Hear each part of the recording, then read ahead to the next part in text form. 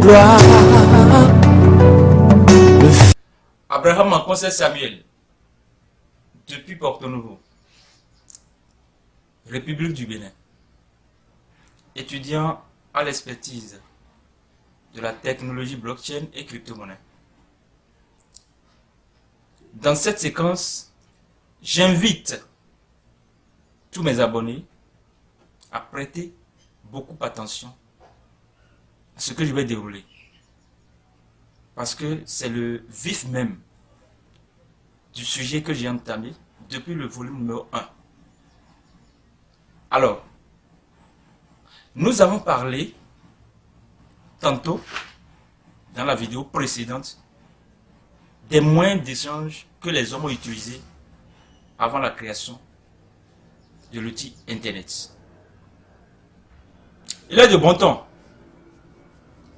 que nous puissions savoir comment les hommes, avec ou après la création de l'outil Internet, sont en train de faire les échanges de par le monde entier. Pour commencer, vous savez, il n'y a rien sans histoire, sans cause, sans origine. Le système monétaire international, bancaire traditionnel, est un système qui assujettit les pauvres aux riches. Et c'est un système qui a créé les pauvres et les riches. Dans ce système, les riches demeurent toujours riches, les pauvres demeurent toujours pauvres. Secondo, c'est un système dans lequel les jours fériés, les nuits, les week-ends, vous n'êtes pas en mesure de faire les opérations telles que cela se doit. Ce qui ralentit, freine vos opérations, vos activités génératrices de revenus. Tertio, lorsque vous êtes dans le système monétaire traditionnel, bancaire, quand vous avez un montant d'argent à envoyer au-delà de votre frontière de résidence, du moins de la frontière de votre pays de résidence, vous êtes contraint, lorsque cela dépasse, ce montant dépasse le seuil autorisé par l'instrument légal de votre pays, vous êtes contraint d'aller faire une déclaration de biens au ministère qui est chargé de l'économie et des finances de votre pays, de résidence ou d'origine. Mais, pour le faire, c'est tout un processus, ce qui ralentit vos activités. Mieux, lorsque vous voulez envoyer de l'argent à quelqu'un, vous devez passer par une personne tierce, une tierce personne. En l'occurrence, la banque. Et lorsque vous envoyez de l'argent par la banque, pour retirer, l'intéressé également doit aller à la banque.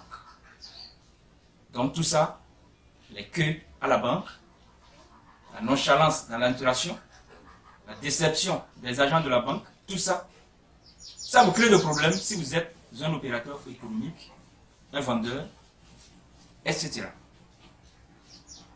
Il y a un certain Satoshi Nakamoto, japonais, ingénieur en informatique, qui, ayant souligné toutes les défaillances dont je viens de faire cas précédemment, a lancé en 2009 une banque révolutionnaire, la plus sécurisée d'ailleurs, qui donne son nom à blockchain. En anglais, en français maintenant, la chaîne des blocs. Et pour Satoshi Nakamoto, avec cette banque, le livre de compte sera public. C'est-à-dire, tout ce qu'on envoie, tout ce qu'on reçoit est publiquement visible, vérifiable. Mais ça sera crypté, afin que les pirates ne s'en emparent pas à point.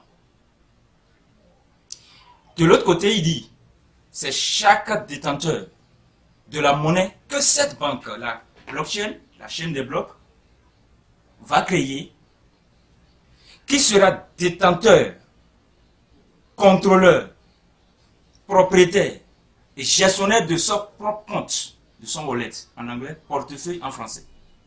Cela veut dire que lorsque je veux envoyer une somme virtuelle d'une crypto-monnaie à quelqu'un, c'est moi qui décide du montant, du temps, du lieu, de l'heure, de tout. Et quand je lui envoie cette somme, ce montant d'argent, lui, il reçoit directement dans son portefeuille. Il en dispose comme il veut, sans passer par une personne intermédiaire. Belle révolution. Pour continuer, Satoshi Nakamoto est allé loin. Loin parce que, quand il a lancé la chaîne des blocs, il a lancé un système qu'on appelle le Bitcoin, qui s'écrit avec petit b. Et c'est sur ce système que la monnaie qu'il a personnellement dénommée Bitcoin, B-I-T-C-O-I-N, est basée. Et cette monnaie, il dit, désormais, les pauvres bénéficient d'une monnaie qui leur permet d'investir peu et de devenir multimilliardaire avec le temps. Laissez-moi vous dire, le Bitcoin en janvier 2009 coûtait 0,004 $, c'est-à-dire 2,60 francs CFA, taux standard. Alors je vous parle, un Bitcoin, ce jeudi 8 novembre 2018, coûte au moins 3 700 000 francs CFA, c'est-à-dire entre 6 500 et 6 600 $ américains. Vous pouvez vérifier cela, ceux qui ont Internet, sur CoinMarketCap. Le site c'est CoinMarketCap.com. CoinMarketCap.com. C'est là que vous allez voir la capitalisation boursière. Et alors je vous parle, il y a déjà plus de 2000 crypto-monnaies crédibles listées sur ce marché de capitalisation boursière cryptographique. Mais, quand vous voyez le Bitcoin, c'est vrai, ça a rendu riches les pauvres en un temps record. Parce que vous voyez, quelque chose, une pièce qui coûtait 2 francs CFA, aujourd'hui coûte plus de 6 millions et 3 700 000 francs.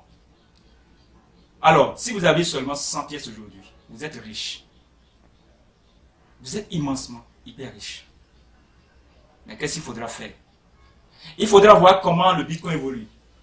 Afin de voir toutes les monnaies cryptographiques, les crypto-monnaies, les crypto-coins, ou bien les monnaies alternatives, que l'anglais appelle altcoin. Toutes ces monnaies qui fonctionnent comme le Bitcoin, à savoir Ethereum, Litecoin, Dash, Monero, tout ça, comment elles fonctionnent. Est-ce que véritablement ça a résolu tous les problèmes causés par la banque traditionnelle? Non. Non. Et sur quel plan? C'est sur le plan de la volatilité. Volatilité en ce sens que lorsque vous prenez Bitcoin et toutes les crypto-monnaies fonctionnant sur le système de Bitcoin, c'est-à-dire selon la tendance haussière et selon la tendance baissière, parce que ça dépend de l'offre et de la demande. Donc la valeur de ces monnaies dépend de quoi? Du marché. Il y en a qui investissent aujourd'hui, mais doivent attendre longtemps avant de faire profit. Le marché chute. La belle preuve, en décembre 2017, un seul Bitcoin coûtait 20 000 $. C'est-à-dire, si nous mettons le dollar à 500 francs CFA, ça coûtait 10 millions de francs CFA. Contre 2 francs CFA en 2009. Mais alors, je vous parle, en ce mois de novembre, Bitcoin n'a jamais dépassé 6 700 $.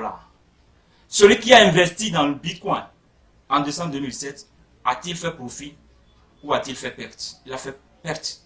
Il est vrai, les indicateurs du marché prouvent déjà que avant la fin du 2018, le Bitcoin va flamber, va grimper. C'est vrai, le Bitcoin va grimper davantage. Mais il y a quelque chose à corriger. Est-ce qu'il faut laisser l'humanité assujettie à une monnaie ou à des monnaies dont la valeur hausse, baisse, chute, descend, grimpe, ainsi de suite? Non. Non et encore non.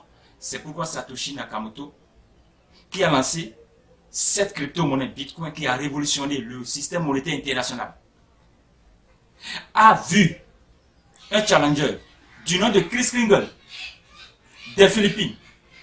Chris Kringle dit, au lieu de doter l'humanité d'une monnaie dont la valeur est volatile, c'est-à-dire dépend du marché, on ferait mieux de la doter d'une monnaie dont la valeur dépend de la masse entrante, c'est-à-dire du nombre de personnes qui adhèrent à la communauté qui utilise cette monnaie. Si tel est le cas, nous allons penser à une autre monnaie. Quelle est cette monnaie? C'est TBC. Et en définition, the Billion Coin. En français, la monnaie des milliardaires. Mais entre-temps, laissez-moi vous dire ceci, avant de détailler ce que c'est que le TBC. Lorsque TBC et Bitcoin a vu le jour, les gens s'en sont moqués, pas mal, parce que la révolution, c'est la chose du groupuscule et non de la masse. Ils s'en sont moqués, mais à un moment donné, ils ont compris que Bitcoin est en train de prendre le monde, si bien qu'aujourd'hui, il y a des grands banquiers qui investissent dans le Bitcoin et des grandes banques. Pour ceux qui veulent, taper dans Google, google.fr. Allez-y, ou bien dans youtube.com, vous tapez comment investir dans le Bitcoin, comment acheter en ligne avec le Bitcoin, les boutiques qui acceptent Bitcoin. Tapez seulement, vous verrez. Ça veut dire que aujourd'hui, tout le monde est en train d'aller vers le Bitcoin parce que la capitalisation boursière de Bitcoin par jour, ça vaut des milliards de dollars. Allez sur CoinMarketCap ou bien allez dans votre Play Store. Vous téléchargez CoinMarketCap, C-O-I-N, premier mot, deuxième mot, Market, M-A-R-K-E-T, troisième mot, Cap, C-A-P. Et quand vous téléchargez, il y a toute une liste, toute une kyrielle d'applications. Vous choisissez celle qui est en bleu. Vous la téléchargez, vous l'installez. Ça va vous afficher des ronds en blanc. Cliquez chaque fois sur le rond jusqu'à la fin. Le marché est ouvert.